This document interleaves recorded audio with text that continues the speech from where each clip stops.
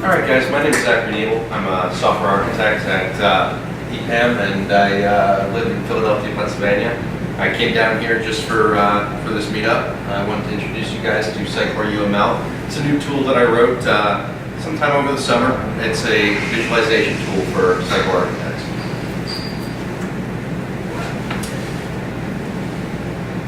So first off, what is Sitecore UML? As I said, it's a visualization tool for Sitecore architects, and it's a productivity tool. And I'm going to keep saying that word visualization because that is really the goal of this project. It's about visualization of inheritance, of template folder structure, Helix dependencies coming soon. I'm not going to name names, but there is somebody in this room who dumped a lot of work on me, maybe, and I didn't actually get to finish the Helix dependencies feature before this presentation, but it will be finished in the coming weeks. One other thing, this does actually work on any Sitecore 8+ solution, including Sitecore 9. So some feature highlights before we kind of get into the nitty-gritty. What does this thing actually do? So for starters, one-click import of any existing architecture into something called SitecoreUML, UML, which is our IDE, which we'll go over in a few moments. Also, it can deploy architectures, brand new architectures that you create in UML in one click. You can also, and this is one of my favorite features, which you guys will see shortly, you can also easily generate MSDN style documentation from any existing Sitecore architecture. You can customize that documentation, or you can let it automatically document based on your settings in Sitecore in a markdown format. The other thing that it gives you is very granular control of fields. Both granular control of fields if you're looking at your architecture in your IDE, or granular control of fields if you're creating a new architecture and deploying that to Sitecore. So you can control things like the title of a field, which would be typically what we call help text, even though there actually is a help text field in Sitecore, which I hardly ever see anybody use. The standard value of a particular field, the source, the field section name, whether or not the field's shared, or whether or not it's versioned. Now, how this thing actually works, right? There's two components to Sitecore UML. There is a Sitecore UML extension for SitecoreUML, which is our GUI or our IDE, where we spend the majority of our time when we're interacting with Sitecore UML. And there's also a Sitecore UML package for Sitecore. The Sitecore UML package for Sitecore is what really contains that Sitecore service that we communicate with. The way that we communicate with it is through JSON, right? We serialize our templates on one end, we send them to the other end. So I'm going to bring my mouse over to this screen over here just so I can kind of walk you through the diagram we have. If you take a look at the diagram, we have this server here. This represents a Sitecore instance. And this computer over here represents our IDE, right? So if we create a new template architecture in our IDE over here, we're going to serialize it as JSON and deploy it to Sitecore. Or you can use, we can use the Sitecore service to serialize our templates from Sitecore and import them and generate diagrams from them in our IDE.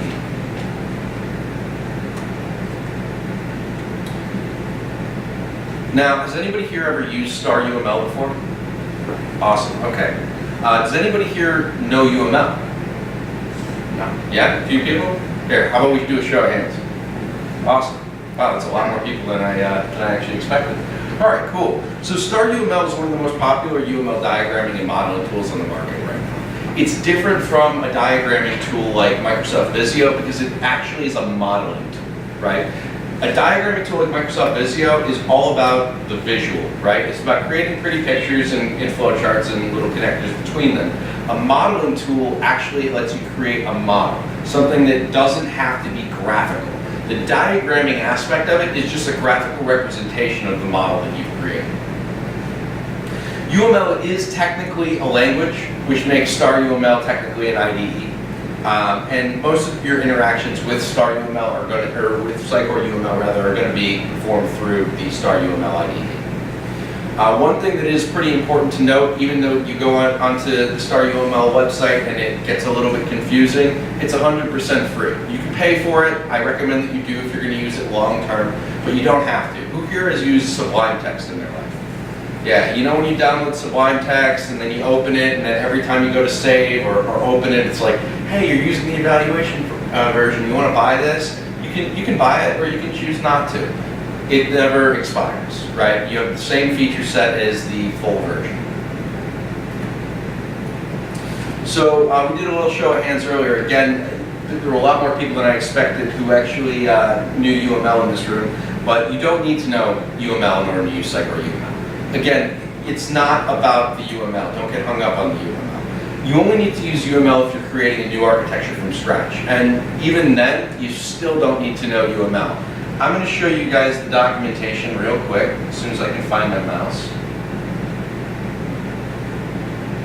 One of the things that I did was I put together, I got to bring it over to this window. I put together a Git book with documentation that would walk you through every aspect of creating a template an architecture from scratch in StarUML. From creating your templates, file, new, select your project type, to adding templates and template folders, to how you can add fields, update their attributes, and beyond.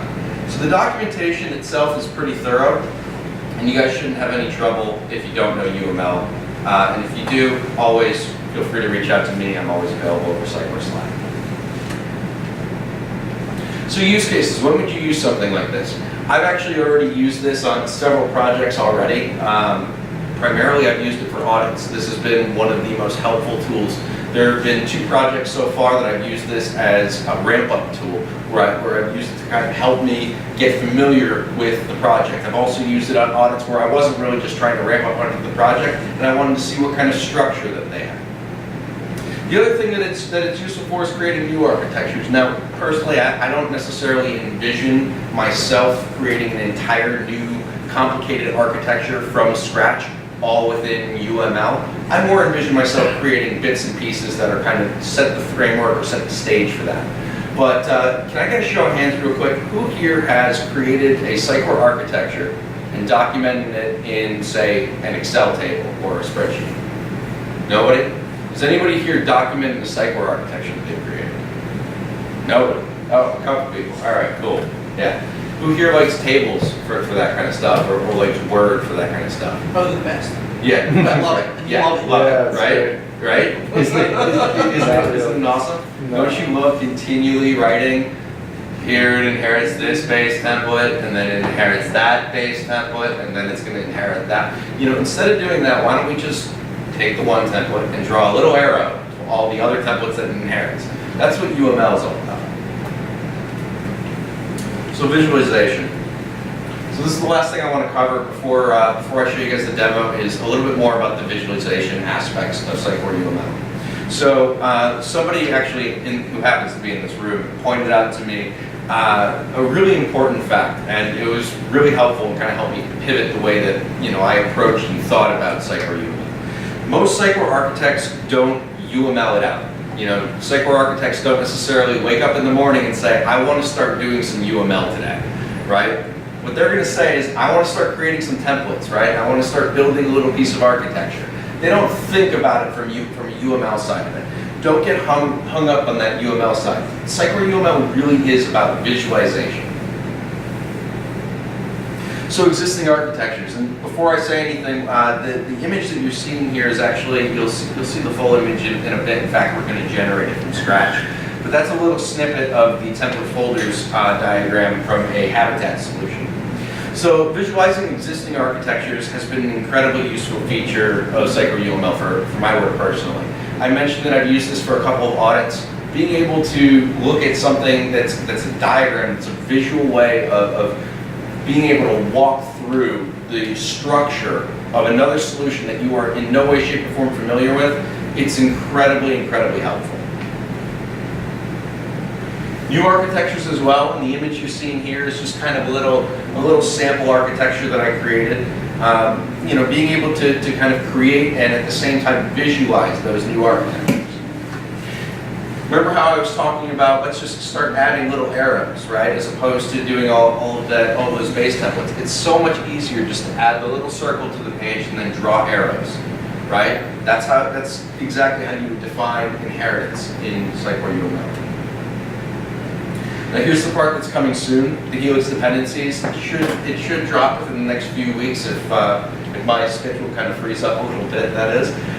There's going to be a new way to visualize dependencies. This image that you're looking at actually is something that my local development version of Sitecore UML had generated. It wasn't working entirely. I had to actually, I cheated a little bit and I did the coloring myself because that's the piece that's still in progress. But this is basically what the visualization level is about to do. You basically have a way to visualize layer-to-layer dependencies or module-to-layer dependencies. When you click on one of those arrows, it'll tell you. So for example, if I have this dependency over here between project and feature, and I were to click on this OK arrow here, which the OK and the invalid, those are validations. If I click on that arrow, it would tell me every single template that I have in the project layer that references something in the feature layer.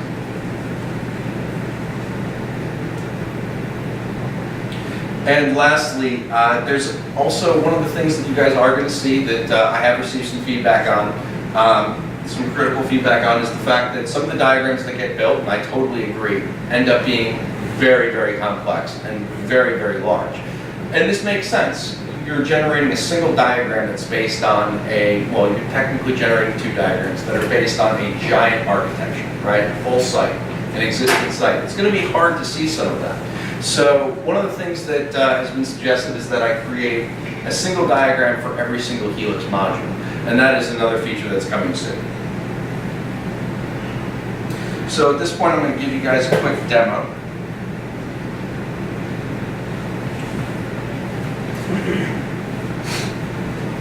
So this is Star UML. This is our Star UML IDE. You can tell it's a little bit similar to, say, Visual Studio or another IDE that you might have seen before.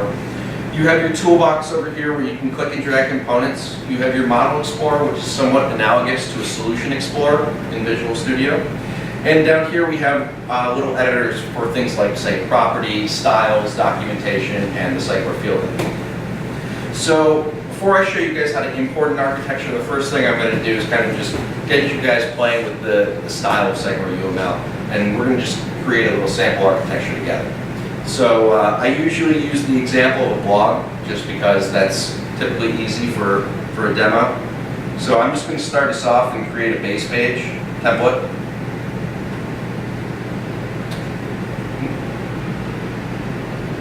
All right, sweet.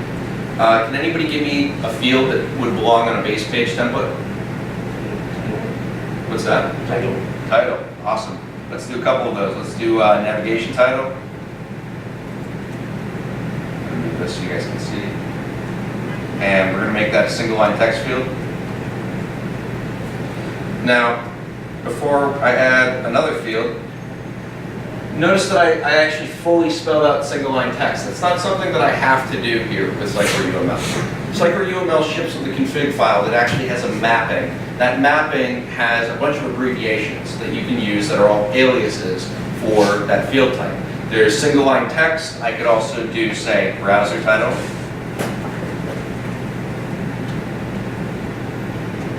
I could also do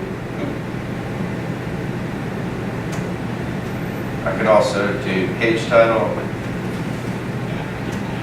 Now, for the most part, I think when I created that mapping, I covered the majority of the abbreviations that somebody would probably want to be able to use out of the box. But because it isn't a config file, you can set up whatever abbreviations you want, and that's all attached to the Sitecore service. All right, what's another field that we might think that we might see on a base page? Maybe an image field of some kind. Yeah. So let's call it maybe favicon or something like that. Usually we wouldn't have that on a base page. Open graph. Thumbnail. Open graph image. Open graph. All right. I like it. And I'm just going to say image just to keep it a little short. Awesome. And actually, I think we'll stop with that for now. Awesome. So that's our base page template. Now I'm going to create an inheriting template. We're just going to call this blog group. We can inherit by adding a generalization, right? We're going to generalize our interface. We don't need to add a name to it. That just means that we have a blog group, and I'll, just for clarity's sake, I'll name this blog group page, right? And the next thing I'm going to do is I'm going to add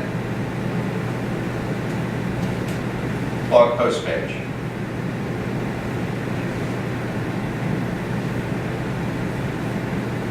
Is there a significance to your lack of spaces in their names? Nope. Nope. The only reason I do that is because that's my own convention. But for example, I mean, we can add a couple here. Author, subtitle. You know, a couple like that. That should work just fine.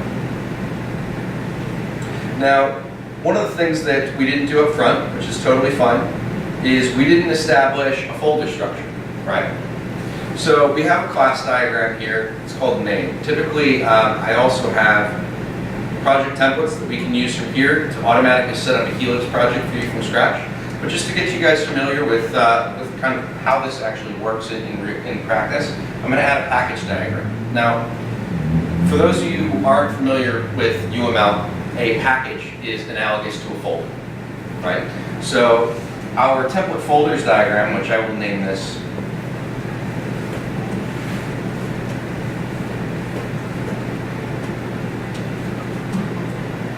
and I'll name this one templates diagram for clarity.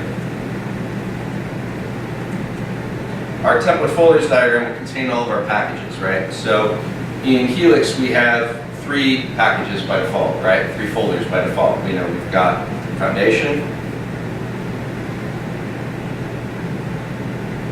feature, and project. Now, we've got all of these packages up here in our tree, I'm going to expand this so you can see it a little bit better, in our Model Explorer. One thing that we're kind of missing is we're missing a module name, right? Do this for better clarity.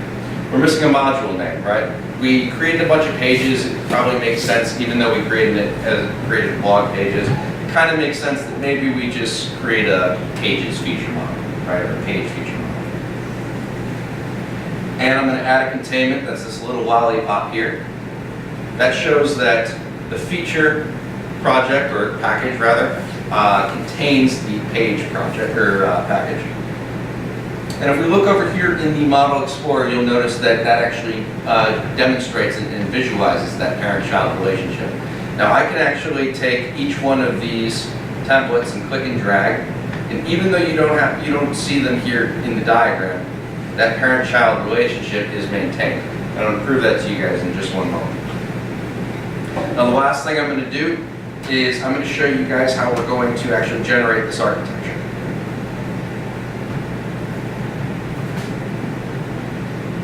So I have here a local instance. This is my local Sitecore UML instance. This is just what I use for giving demos and for testing. And I cleaned it up before this demo. If we look at the templates folder, you'll see that there are no fun folders under here, no Helix-friendly folders. This is, for all intents and purposes, a brand new, clean Sitecore 8.2 instance, update 5 for anybody who's curious. Sitecore 8.2 instance. The only thing that I've done to it is I've installed the Sitecore UML package for something. Now, in order to connect a Sitecore instance to Sitecore UML and Star UML, the only thing that you need to do is add that Sitecore service. You go into Preferences, and you take that URL and you specify it here. So the URL of that site is SitecoreUML, local.sitecoreuml.com, and that's it. It is not the most secure thing in the world. This is not meant to be on any kind of a production instance. This is just meant to be on a local development instance, or say a dev or a QA box. It shouldn't even be on a staging box. And it does also include configs to show, hey, these are CM only if you do decide to install it in production. Now down here, you'll see that there are configuration settings for being able to customize the deployment route, the import route, validation route, connection test route. If you ever want to change any of these services without actually modifying the out-of-the-box services, you can do so. You can set up your own routes, and then you can just set those values right here, and that'll take care of it for you. Now, we're just going to quickly test our connection, just make sure that everything's good, connection successful, and so we're going to deploy our templates to site. I'm going to switch back to the templates diagram just for sake of reminder. So just to review before we go to Is it Sitecore. Sitecore specific tool or integrate with other CMS? It just generates JSON. So if you wanted to send it off to another tool, so long as it had a similar schema to Sitecore, that would work. And if it didn't have a similar schema to Sitecore, you could modify the way that JSON, is basically structured to be more specific to whatever other system you're using. One of the great things about Star UML is it's Node.js based. So it's pretty easy to customize. Now, I'm going to be the first to admit I don't have the greatest proficiency when it comes to Node.js. I've been kind of learning on the fly, and to be perfectly honest, my JavaScript skills aren't exactly what they used to be way back when I was still doing full stack dev. So you can actually see, like, throughout the phases that I've gone through of developing this tool, my coding style has gotten better and better and better, and then at one point just flipped to be asynchronous, which was like a totally different world to me at the time. Okay, so the next thing, actually we already deployed, so just to quickly review so we remember what fields we added, we have a navigation title, browser title, page title, and an open graph image on our base page, and on our blog post page we have an author and a subtitle. So if we go into Sitecore, we refresh, notice that now we have this nifty little feature folder. So, SitecoreUML will not deploy any folders if they're empty. We expand this. Here we have all of our pages. We have our base page here. And if you look, data is the default name of our field section title. We'll control some of this stuff in a few moments. We have a navigation title, browser title, page title, and an open graph. And if we look, they should all be set to the correct types. We've got an image for open graph. These guys were all single line text. And if we go down to our blog post page, we have our subtitle and our author, and spaces, fortunately, didn't matter. Now, actually, before we return to SitecoreUML, or Star UML, I'm going to do one more thing here. I'm just going to rename this so we can keep it and look at it later. First deploy. We'll minimize that for a moment. Now the next thing that we can do is, and I mentioned that we have very granular control of our fields. So for navigation title, this is a title field. Typically with title fields, we like to set the standard value to a particular thing that makes it easier for content authors. Anybody have any ideas what we might want to set it to? $sign name. Awesome. We're probably going to want to do that for browser title also. And maybe even page title.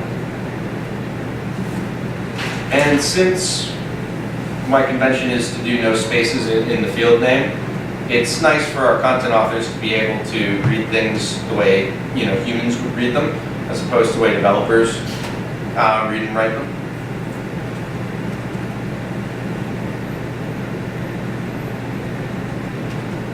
And given that these three are titles, and it probably makes sense that they be under some common section named something like title content. I'm just going to copy that.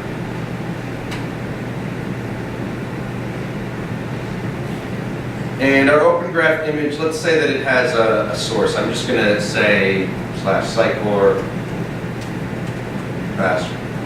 /media /images.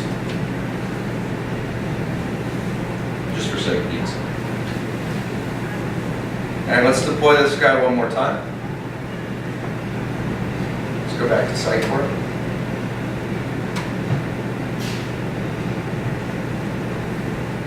And if we look at our feature, and we go to a base page now, we should see we've got under data, we have our open graph image, which has our new media source of Sitecore media images. And our title content field section contains our new navigation fields. And if we expand base page, we now also have a standard values item with all of our titles set with the proper standard value. Zach, do you have a Twitter? I don't. Okay. I don't. I have a fake Twitter, one that I've kind of used just for really developing purposes. I do have LinkedIn. So the next thing I'm going to show you, this is where the really cool stuff comes in. That's more introducing you guys to the schema and the structure and what you can do with it and where you can find information. But this is where things start getting really cool. I'm going to create a new project. I'm just going to create, say, a new Helix project, or I guess I could have created a blank project, so I'm just going to delete everything. So I have this brand new project. Now, one of the things that I did, I was about to say I set this up earlier today, but I didn't. I set this up 2 days ago because I gave the same demo a couple days ago. I set up a clean habitat instance. And I figured, I think this was probably the second or third type of site that I actually tried to use this import against. One of the interesting things that I had found was Habitat, like a lot of developers these days, they don't actually put their templates in the user-defined folder. And one of the questions that I got the other day was, how is it that you determine what path you should import from? I actually use exclude paths inside of the configuration for Sitecore.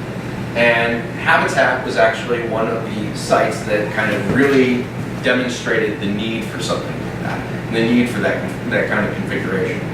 So what we're going to do now is we're going to take a look at what Habitat looks like once we've generated and reverse engineered some of these diagrams. So again, this is a clean Habitat instance. Can I get a quick show of hands? So here is scene Habitat. Awesome. Has anybody played with it? Anybody fiddled with it? Anybody familiar with those templates? Yeah? Awesome. Few people? Cool. Cool. So if I open up this is my local Habitat instance, which I'm going to have to log into. This is a clean Habitat instance. I haven't done a thing to it. Again, the only thing that I've done to it is installed the Sitecore UML service.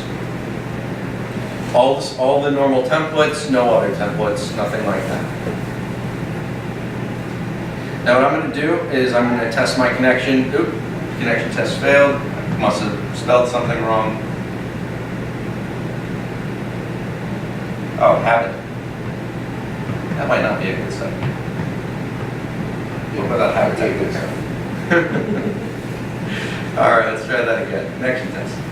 Test successful. Good. All right. Let's import from Sitecore. Now this is going to take a couple of minutes. On average, there are 128 templates in Sitecore Habitat. On average, it takes about 2 minutes for it to reverse engineer all the templates. So in that time, I mean, I can talk for 2 minutes easily, but before I do, does anybody have any questions so far? Can you, so earlier in one of your slides, there was some bad inheritance going on. And was able to point out. Can you show that, like a simple demo of that? I wish I could. I actually intentionally got rid of my development instance for sake of this demo because it conflicts with what I'm using right now is actually the latest release version. So the latest release version and my demo version, they conflict with one another. I actually did try to see if there would be a way for me to have both in this demo. It just wasn't feasible within the time. But I promise you it'll be done within the next, if I'm promising, I will say it will be done by the end of the year. But most likely it will be done within the next 2 weeks. You'll be able to see the full version. We're on camera. Oh yeah. Full version of what? They're a full version of the Helix dependencies. There are dates and everything. It is subject to change, but there are dates in the documentation. I have a full release plan. Anytime I have a new feature that I'm working on or somebody suggests something like that, one of the first things that I do is I go in there and I add it right there and I say, this is when it's going to be worked on. Sometimes things end up having to move around, but as best I can, I'm going to try to keep to that schedule. You're developing this and putting it where? It's all in GitHub. And it's made to integrate with Star UML. What's that? These are add-ons to Star UML. Yep, made to integrate with Star UML. The IDE you're looking at actually is Star UML, and again, it's just Node.js based. So this is a Node.js extension for Star UML. And one of the really cool things too about Star UML is it's built on top of the Chrome embedded framework. I don't know, is anybody here familiar with the Chrome embedded framework? Chromium, technically, Chromium embedded framework. Chromium embedded framework, Chromium is actually a Google product. It's the same product that Google Chrome itself is built out of, which means that you get nifty things like, it's not going to let me do it while this dialog is open, but I'll show you. You actually get the same DevTools window that you do in Google Chrome, and you can use that to help you debug your files. So it's actually really nifty. Everything is either in HTML, CSS, or JS. Now this window looks all scary. It actually is a success window. What it's telling you here, just to kind of shorten it, is that this model explorer over here, it goes a little bit crazy after generating a giant architecture. So for example, if I finish here and I start expanding stuff, everything looks hunky-dory, but as soon as I start trying to scroll, it's going to freak out for a few minutes. That's totally normal. The model explorer is just trying to catch up to all of the crazy things that we just did. You can see right now it's kind of moving on its own. Now, what we're going to do while the model explorer kind of finishes freaking out is we're going to save this guy. We're actually not in Philly anymore. We are in DC. We're going to save this guy. I'm just going to call it DC demo. Great.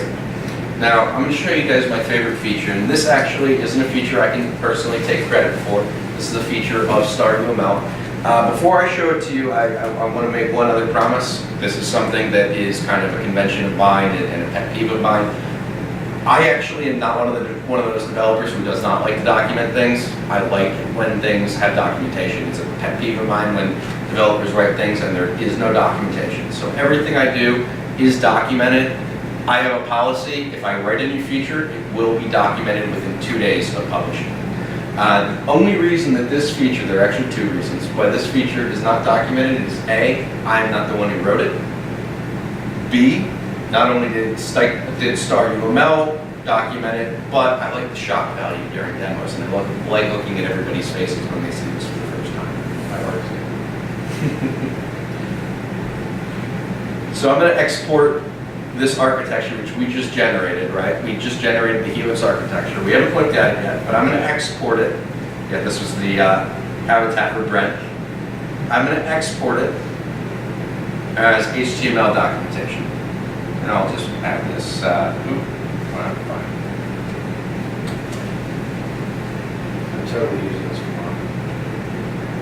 And it takes a couple of minutes, usually about 60 seconds max, depending on the size of the architecture. We'll go over to the desktop here, sub demos, and we'll pull it up. Don't worry if you see an error, that's fine. That's just because it's still generating. Just give it a minute or two, and there you go.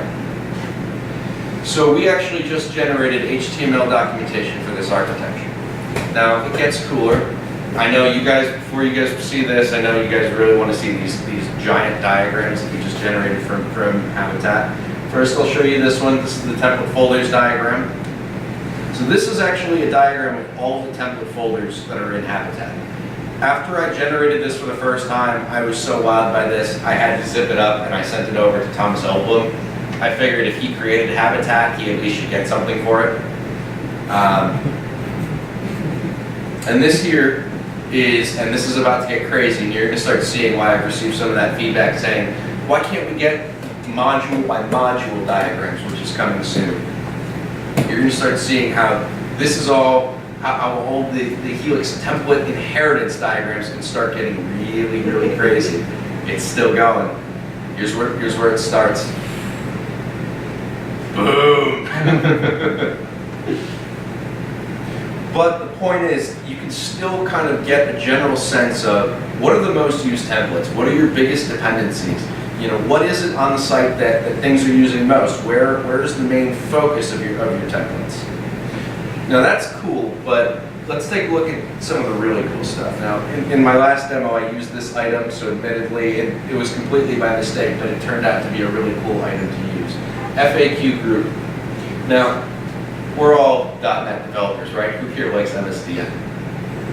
Really? That few people? I love MSDN. You guys don't like MSDN documentation? I love the way it's structured. Oh, you guys are killing me. Man, I wasn't expecting that. All right. So, have a look at this attributes section. For all intents and purposes, attributes equal fields. UML attributes equals a field in Sitecore or a property on a class. Now, as I said, we have markdown style documentation generated here. So you can actually see the title, the section name, the source query. This is actually the default source query for this FAQ group field, whether or not it's shared, whether or not it's versioned, any standard values. You can see that all right here. You can also click on the field and you can see it up in the description field. If you want to modify this and customize it to be your own, you're welcome to do that. And so you can see where you can do that. If we go back to Star UML, there we go, once it's done freaking out. There we go. If I click on, say, this title field here, and we go back to the Sitecore field editor, you'll notice that there's this documentation editor right here. And you'll also notice this auto doc property down here in the Sitecore field editor. So what auto doc is, it's a feature that I wrote, and by default it is on, so it's automatically on when you go to import your templates. AutoDoc will automatically document your fields for you in this documentation field using Markdown syntax. It'll generate that nice little list for you containing all of your Sitecore properties. Now, if you want to edit that or modify that in any way, that's fine. You just uncheck this button, or you can keep it checked, but as soon as you make a change, it's going to be overridden. You just uncheck that box here, and you can start adding and customizing with whatever you want. You just save it, you re-export your template architecture into HTML documentation, and you're all set. Who here has ever worked with a client's IT department? Who here has ever handed off a site to a client's IT department? Who here has ever handed off a site to a client's IT department and had them look at you like, what am I supposed to do with this? Where is the architecture documented? Who here would like to have been able to use this in order to hand them documentation and say, here you go, it might as well be an API? Awesome, thank you. Totally do this tomorrow. Thank you. If they're helping. I'm happy to.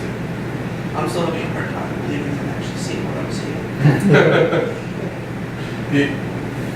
With the client, like, do you ever use this with non-IT parts of the? Totally. I mean, so this is the kind of thing, I mean, that style of documentation is typically read, and I'll pull it back up for one moment while we're chatting about it. This style of documentation is typically read by somebody who's more technical. Like, for example, you know, if an architect were to be looking at this and they're like, hey, I want to know where this field is, they would look and they'd say, all right, so we're in feature, FAQ group member, right? And they would have a general idea of this is what I'm looking at. If I scroll to the bottom, I can see, you know, any elements that it owns. If we're looking at, say, something like a news article or something like that, we can see any relationships that it has. But it's not, these things aren't really all that meaningful to a content author. Even things like, say, what is the source? I see this giant string and I have no idea what it is. What does null mean? What's that title? I wouldn't necessarily hand that up.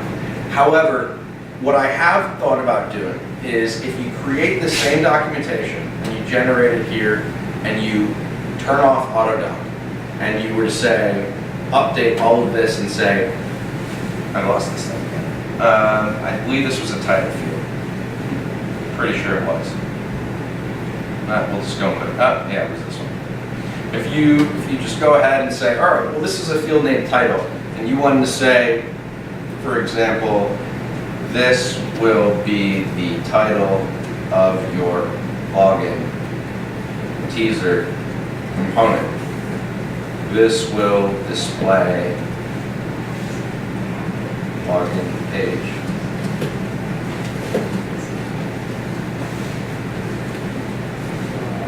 And you could just do something like that, and if we were to regenerate that documentation and deploy it, you now have helpful documentation that will be preserved that your end users could use. And documentation which is pretty easy to generate. I mean, it only takes a couple of seconds. Yeah, you can have a VA do this. Exactly. That's where I think you see the use here, is that if you're working with a VA on a project and it's there, I mean, usually that's who you want. You don't want to be the one dealing with their IT people, all that. Well, that's their IT people maybe, but you know, their counterparts. You give them this and have them go through what that is, put in there, they can generate the document. Exactly. Do you have the help text in the Sitecore field editor? That's a really good question. The next thing that I'm planning to do is make this the help text. Oh, that's what I was gonna say, because Yeah. if you could just, It's a Yeah, multi-line like, text field, dump it can be the marked help out. text out of there. That would be fantastic. Yep. Because It it's only in here, takes a it minute. gets saved, it gets persisted in Sitecore, oh my god. And it only takes a few minutes to, and even making a change like that, that'll take less than a What do minute. you mean the help desk? So Sitecore has help text that you mouse over, so you can go and like you could, if this is what appears in the documentation and what Zach's talking about is tying it back to there, when you're in Sitecore, the content editors can see that text that you just put there.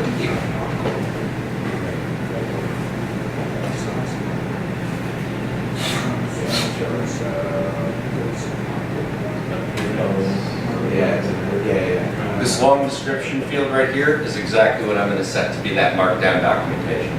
So I'm going to have it read from there. That way you can persist. If you deploy it to Sitecore, it'll deploy, it'll come back. So say a BA wants to edit it in Sitecore because it might be a little bit easier for them to do that in Sitecore versus in the diagrams. They can do that there. It'll pull it in there into your diagrams. You just generate the HTML.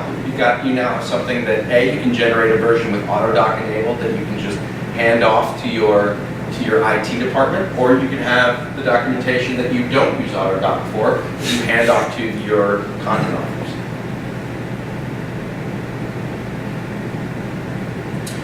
So resources.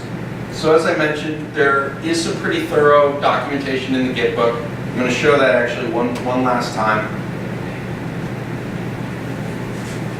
So the Git book has pretty much everything. It has a project roadmap, as I mentioned earlier. On this, and I am not showing it. The Git book has pretty much everything that you could need. It has this nice little project roadmap as well, where you can see pretty thorough release notes of exactly what has been deployed in what versions. Recently, I started tagging things with minor versions as well. I wasn't doing that at first. And you can also see, if you see things like this is our current version. If you see things like this where there's no X, there's no check mark, that's just something that has not been completed yet.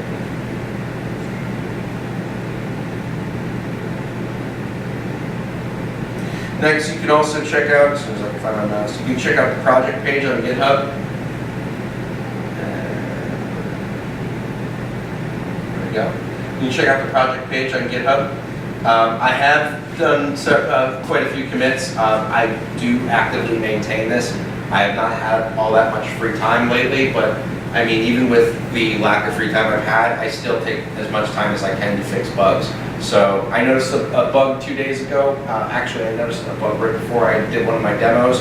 It wasn't a functional bug. It was actually just an aesthetic bug, but it bothered me enough. I mean, I actually ended up making 2 releases based on that.